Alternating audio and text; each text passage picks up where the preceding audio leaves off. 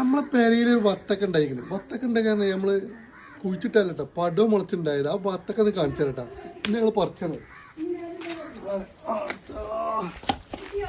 വത്തക്ക കണ്ടോളി ഇതാട്ടോ. ഇനി ഇവിടെ മുളച്ചതാണ്, ഇതാ മുറിച്ചിട്ടൊന്നുമില്ല. അപ്പൊ സംഭവം ഞങ്ങള് പറിക്കണം കേട്ടോ. അത്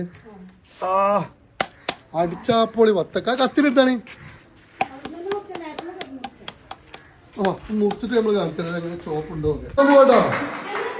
അപ്പൊ ബിസ്മില്ലാഹിർ റഹ്മാനിർ റഹീം. ഇതാണ് നമ്മളെ വത്തക്ക.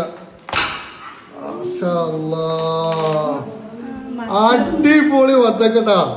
ഒരു മിനിറ്റ് ഒറ്റ പീസ്.